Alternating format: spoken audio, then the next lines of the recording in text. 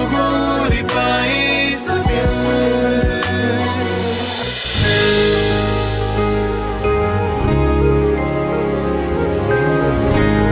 দাদাবাবু, দাদাবাবু বলছি এই মাসের টাকাটা নিতে এলাম। সে কি গোপালদা, মাস শেষ হতে তো এখন অনেক দেরি, তুমি এখনই টাকা চাইছো?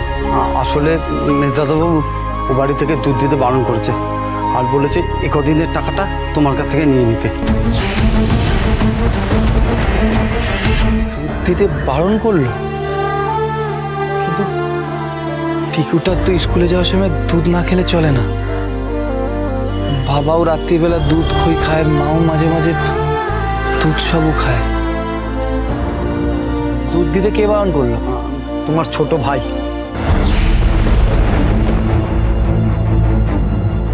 না না গোপালদা, ভাস্কর যাই বলুক না কেন, তুমি 1 পোয়া করে দুধ রোজ বাড়িতে দিয়ে এসো। আর আমি টাকা দিয়ে দিচ্ছি, কাউকে বলার দরকার নেই।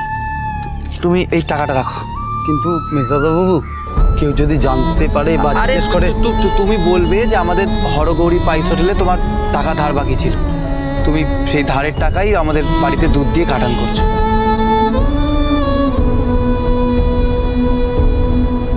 দাদাবাবু এই টাকাটা রাখো, আমি মাস কাবার হলে টাকাটা নেবখন। আসলে কি জানো তো দাদাবাবু, অনেক পুণ্য করলে তোমার মতো মানুষের দেখা মেলে। আসি গো দাদাবাবু, আসি।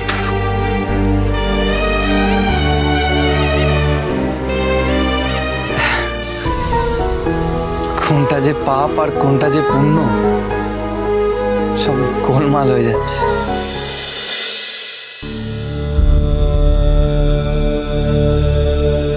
হ্যাঁ, সোনার চাঁদ আমার তুমি। বাবা কি বললো শুনলি না? এবার থেকে সবাইকে ভাগে ভাগে বাজার করতে হবে, আর আজকে বাজার করার দায়িত্ব তোর। অনেক দিন মামার বাড়িতে বসে গান্ডে পিন্ডি ফোকটে গিলেছিস, এসব ধান্দাবাজি আর চলবে না। যবে যবে বলবো তবে তবে তুই বাজারে যাবি, ঠিক আছে? যে করেই হোক আমাকে আমাকে টাকা জোগাড় করতেই হবে, কিন্তু কোথা থেকে করব? কে আমাকে কাজ দেবে? কাজ মাধ্যমিকটাও তো পাস করিনি। ও দাদা, দাদা শুনুন না, একটা কথা ছিল। বলছি আমার না একটা খুব কাজের দরকার, খুব দরকার। বলছি এই যে এইরকম কাজ হলেও চলবে? আমরা হলাম কোম্পানির লোক, আর ওখানে গিয়ে আগে থেকে নাম লেখাতে হয়। তাছাড়া এখন তো কোনো লোক নেবে না। নেবে না? না মানে এখন তো কোনো লোকের দরকার পড়ছে না। ও, দরকার নেই না?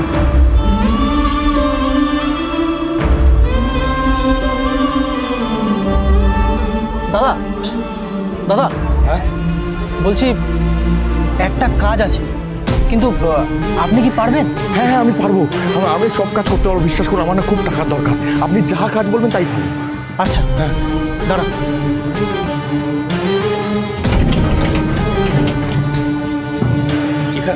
আসুন।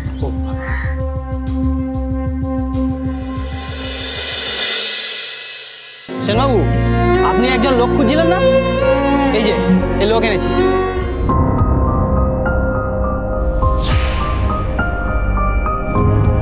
এ পারবে এ কাজ করতে? হ্যাঁ পারবো, আপনি বলুন না কি কাজ, আমি ঠিক পারবো। এই ড্রেনটা পরিষ্কার করতে হবে, অনেকদিন পরিষ্কার করা হয়নি, তাই গন্ধে বাড়িতে থাকা দুষ্কর হয়ে পড়েছে। পারবে? ড্রেন পরিষ্কার করতে হবে? না না, এসব ভাবলে চলবে না, তাই করবো। হ্যাঁ হ্যাঁ হ্যাঁ হ্যাঁ পারবো পারবো পারবো। তাহলে বলো কত টাকা নেবে? ওই 100-200। 200? মাথা খারাপ নাকি? 100 টাকার বেশি পারবো। মাত্র 100 টাকা? ঠিক আছে, আরো নয়তো গোটা 20 টাকা বাড়িয়ে দেবো, 120 টাকা রাজি হয়ে যাবে। আচ্ছা ঠিক আছে, ওই 120 টাকাই আমাকে দেবেন। হ্যাঁ ঠিক আছে, এই বালতি আর ঝাড়ু আছে, লেগে পড়ো কাজে।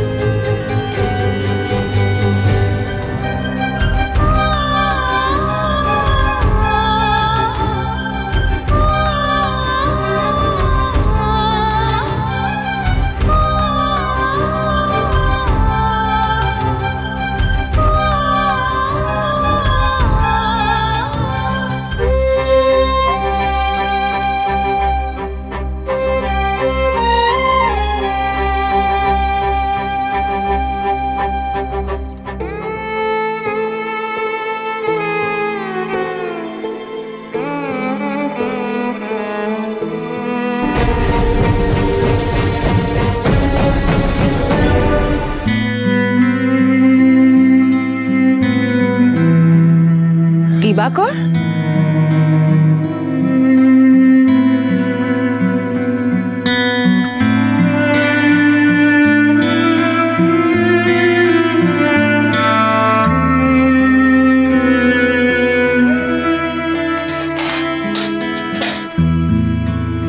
দিবাকর,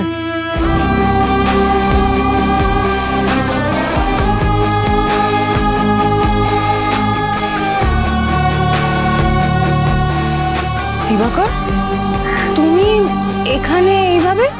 তোমাকে তোমাকে এই মুখ কিভাবে দেখাইবে বৌদি? কেন? তুমি তো একটা কাজ করছো, চুরি ডাকাতি তো আর করছো না। এইরকম একটা ছোট কাজ। কাজের কোনো ছোট বড় হয় না দিবাকর।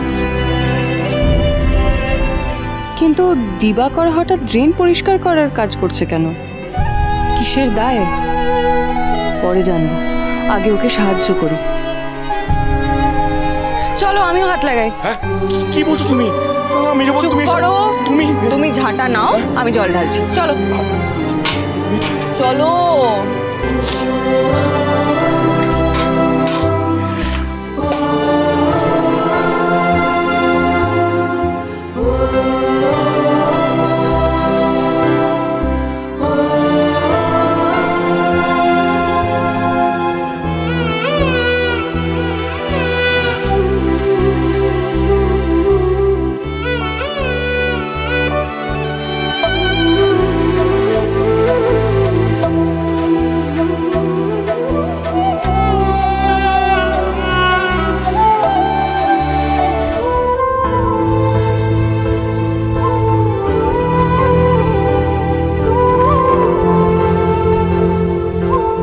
তোমার 120 টাকা।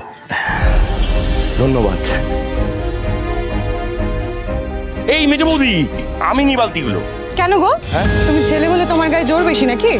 আমার এক ঘুষিতে না তোমার সব দাঁত পড়ে যাবে, জানো? আচ্ছা, একটা নি না। চলো।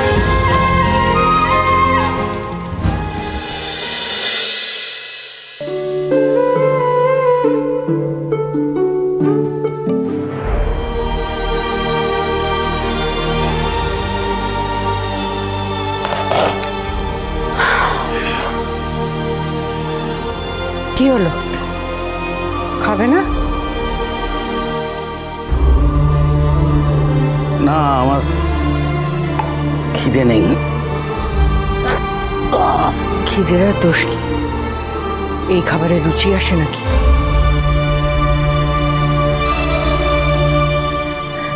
হ্যাঁ গো, খাওয়ার আগের ওষুধটা খেয়েছিলে? ও মানে ওষুধ মানে ইয়ে আর কি। খাওনি তো? ভুলে গেছো? ওষুধটা আসলে ইয়ে ফুরিয়ে গেছে। আর ছাড়ো তো, কোশমিনকালেও আমি ওষুধ খেয়েছি নাকি? এখন এই বুড়ো বয়সে এসে ওষুধ খাওয়ার হিড়িক পড়ে গেছে। আমার ওষুধ খাওয়ার দরকার নেই। দরকার নেই মানে? তাহলে স্মার্ট মেয়ে তোমাকে ডাক্তারের কাছে নিয়ে গেছিল কেন? ডাক্তার তো বললো তোমার হার্টের অসুখ আছে। ওষুধ দিল, ওষুধ খেয়ে তো আরাম পাচ্ছিলে, ব্যথা তো কমেছিল। উনি কি বলেছিলেন যে এটা লবণ জুস, যখন খুশি যেমন করে খুশি খাবে? উনি তো বলেই দিয়েছিলেন রোজ খেতে হবে। আশ্চর্য, স্মার্ট মেয়ে যদি এখানে থাকতো না তাহলে। কেন স্মার্ট মেয়ের কথা তুলছো তুমি? যে নেই শুধু শুধু তার কথা তুলছো কেন? স্মার্ট মেয়ের কথাটা আমি তুলতে চাইনি, না চাইতেই মুখে এসে গেছে। মা, কি হয়েছে গো? দেখ না, দুদিন হলো তোর বাবার হার্টের ওষুধটা ফুরিয়ে গেছে, আমাকে একবারও জানায়নি।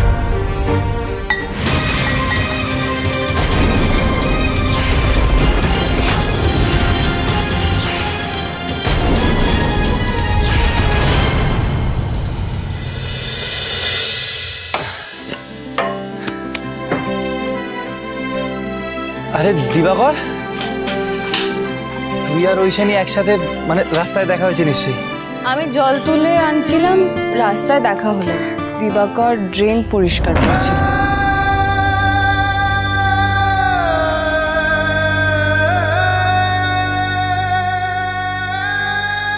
ড্রেন পরিষ্কার করছিলিস?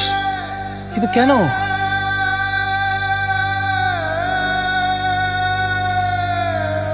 আমি কোনো কাজের নই রে মেজদা, একটা অপদার্থ। দিনের পর দিন বউকে নিয়ে মামার বাড়িতে বসে আছে, মামার ঘরে বসে তোর ঘরে বসে পকেটে খেয়ে যাচ্ছি। এভাবে কতদিন চলতে পারে বলতো? কতদিন চলতে পারে? আরে তোকে এইসব কথা কে বলেছে ভাস্কর? তো ভুলটা কি বলেছে?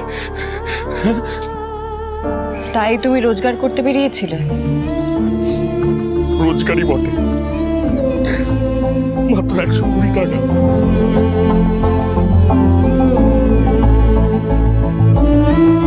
এই দিয়ে গোটা সংসারের বাজার হয় বলতো?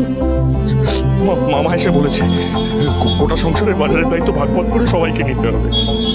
ভাস্কর এসে বললো আজকে আমার পালা। এই দিয়ে কি করে বাজার করবো?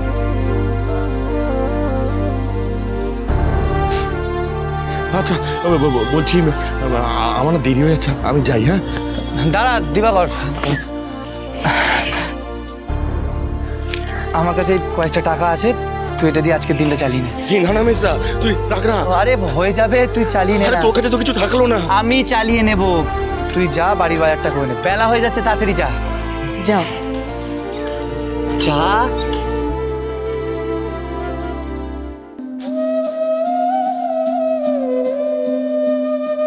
আমার কাছে যা ছিল সব তো দিবাকরকেই দিয়ে দিলাম। হ্যাঁ ঠিকই করেছো বুঝলে। ওই বাড়ির এতগুলো মানুষ, ওরা কি না খেয়ে থাকবে নাকি?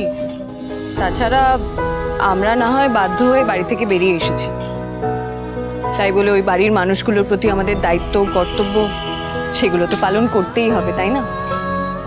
তাহা ঠিক ঐশানী, কিন্তু আমার হাতটা একদম খালি হয়ে গেল। তোমাকে খাওয়াবো কি? কেন? পায়েস হোটেলের খদ্দেরদের খাবার থেকে যা বাঁচবে, যেটুকু বাঁচবে সেটাই আমরা ভাগ করে খেয়ে নেব। সেটা ঠিক, তবে তবে তবে তোমাকে এত কষ্ট করতে আমি দেখতে পাচ্ছি না ঐশানী। তোমার মতো স্বামী থাকতে আমার কোনো কষ্ট থাকতে পারে নাকি?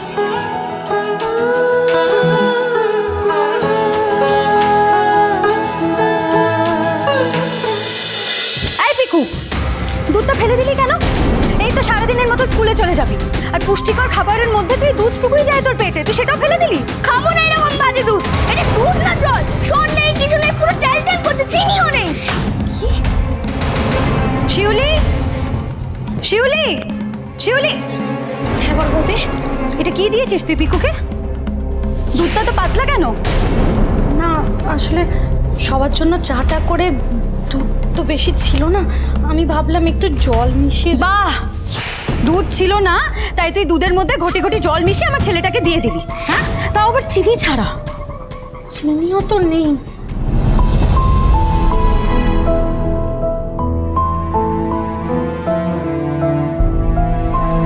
বাহ, বাড়িতে চিনি নেই, দুধ নেই, খাবার নেই, ওষুধ নেই, কি লক্ষ্মী ছাড়া হাল হয়েছে সংসারের।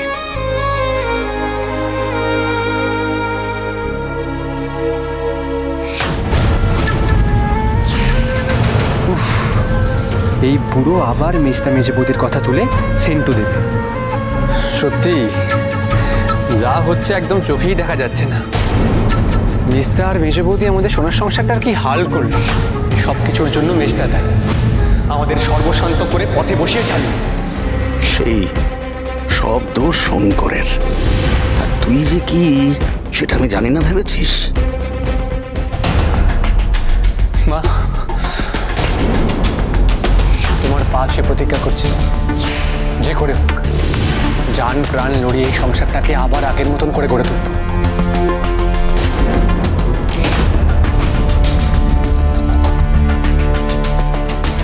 তোমার ছোট ছেলেকে আশীর্বাদ করো, সে যেন জয়ী হয়। তোমার আশীর্বাদ থাকলে আমি সব কিছু করতে পারবো, সব কিছু করতে পারবো। পারবি বাবা, তুই ঠিক পারবি। আজ শঙ্কর আর মেজ বৌমা থাকলে উৎকড় দিয়েও সংসারটাকে ঠিক চালিয়ে দিত। কাউকে কোনো অভাব বোধ করতে দিত না।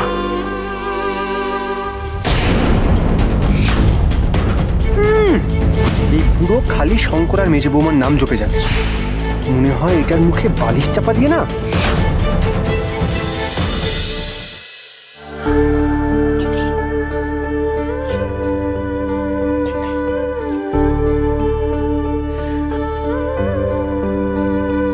শঙ্কর, হ্যাঁ বলো। রাস্তার কল থেকে জল তো তুলে এনেছি, কিন্তু ওইভাবে রাস্তার উপরে সবার সামনে স্নান, মানে আমি ওইভাবে স্নান করতে পারবো না। আমার না খুব লজ্জা করছিল।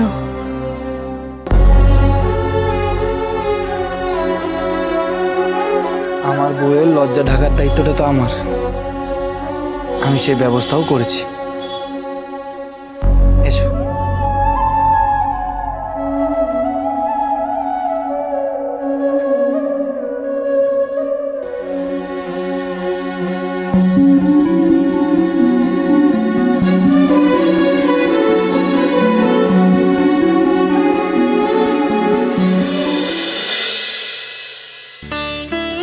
গোপাল, হ্যাঁ মা, এবারে এক পো দুধ একটু বেশি দেবে তো। আচ্ছা।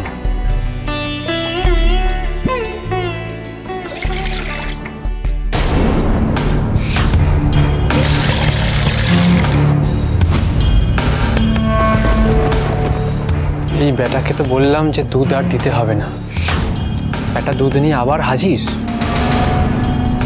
দাঁড়া, তোকে একবার হাতে পাই, মেরে একদম শেষ করে দেবো।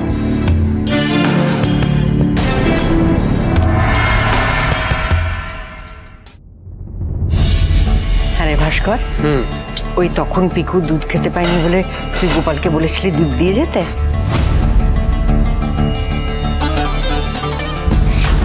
লক্ষ্মী সোনা ছেলে আমার। মা, পিকু আমার একমাত্র ভাইপো, আজকে স্কুল যাওয়ার আগে বেচারা দুধ খেতে পারলো না। আমার দেখে এত খারাপ লাগছিল না, একদম বুকটা ফেটে যাচ্ছিল। তাই ওকে বলে একটু দুধের ব্যবস্থা করলাম, বুঝতে পারলে? আর শোনো না, বলছি পিকু ফিরলে ওকে একটু মোটা স্বরের দুধ দিও, ঠিক আছে? হ্যাঁ রে, পিকুটা মোটা স্বরের দুধ খেতে খুব ভালোবাসে। আমি যাই। হ্যাঁ হ্যাঁ। এই কি রে, তুই কতবার বারণ করলাম না যে দুধ আনবি না, দুধ আনবি না? কেসটা কি? হ্যাঁ, টাকাটা কে দিয়েছে? কে দিয়েছে? কে পাঠিয়েছে তোকে? ভাস্কর কি পাল্টিটাই না খাচ্ছে। কি রে, কিছু বলছিস না কেন? কিছু বল। ইয়ে মানে ছোটদাদাবু, আসলে হয়েছে কি, ওই হরগৌরী পায়েস হোটেল আমার থেকে কিছু টাকা পেত, তাই আমি ভাবলাম এই দুধ দিয়ে টাকাটা শোধ করে দিই। মেরে একদম গালটা লাল করে দেবো। আমাকে কি তুমি মেয়েতে পেয়েছো নাকি? বোকা পেয়েছো আমাকে? কত টাকা পাই আমরা? কত টাকা পাই? 1000, 5000, 10,000?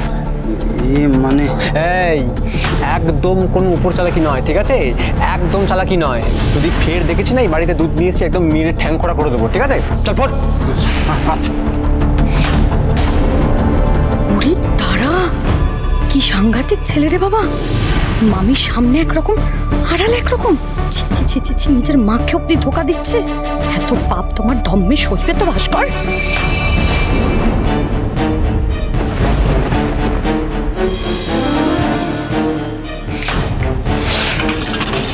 কি ব্যাপার জেজে বৌদি? হ্যাঁ, কিছু বলছো ভাস্কর? তোমাকেই বলছি, কি করছো? আমি? হ্যাঁ তুমি। আমি বাসন কোসনগুলো মাজছিলাম গো। হয়ে গেছে আমার। চলে যাচ্ছে।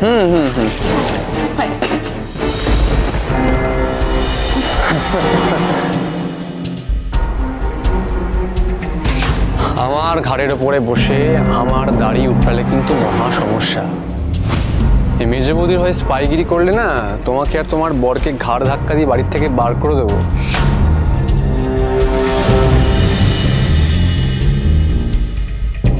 শোনো, বলছি আজকে তোমাকে একবার মেসার কাছে যেতে হবে। কেন? কেন মানে? বুড়ো কি আমার একার বাপ নাকি? মেজদার বাপ নয়? আর শোনো, আমি একা না এই বুড়োর ওষুধের খরচা বইতে পারবো না, ঠিক আছে? মেজদাকে কি বলো যে বাবার ওষুধের জন্য টাকা লাগবে। আর যদি এখন মেজদা টাকা না দেয় আর বুড়ো ওষুধ না খেয়ে পটল তোলে, তখন কিন্তু আমার কিছু করার থাকবে না, ঠিক আছে? কথাটা কানে ঢুকেছে? তা যাও, টাকাটা চাও গিয়ে। শোনো, ওখানে গিয়ে একটাও এক্সট্রা কথা বলবে না বাড়ি নিয়ে। বাড়ির কোনো কথা যেন ওই হোটেলে না যায়, ঠিক আছে? যাবে, টাকাটা চাইবে, টাকাটা তোমাকে দেবে, স্যাট করে চলে আসবে, ঠিক আছে?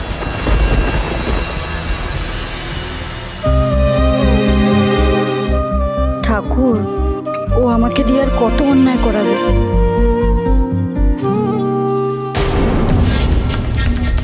পুলিশ যদি ওখানে গিয়ে মেজার কাছ থেকে টাকাটা পেয়ে যায় তাহলে বুঝতে হবে ওদের রাস্তার আদি হরগৌরী পাইস হোটেল বেশ রমরমিয়ে চলছে। কিন্তু আমি থাকতে তো সেইটা আমি হতে দেব না।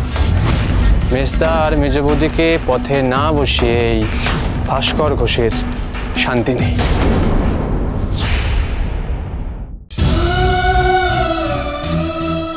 এর ভেতরে স্নান করতে তোমার লজ্জা করবে না তো? এটা তুমি বানিয়েছো? সকাল থেকে রান্না বান্না ছেড়ে এটা তুমি আমার জন্য বানিয়েছো? হ্যাঁ, আমার বউ আমার জন্য এত কষ্ট করবে আর আমি তার জন্য এইটুকুও ভাববো না?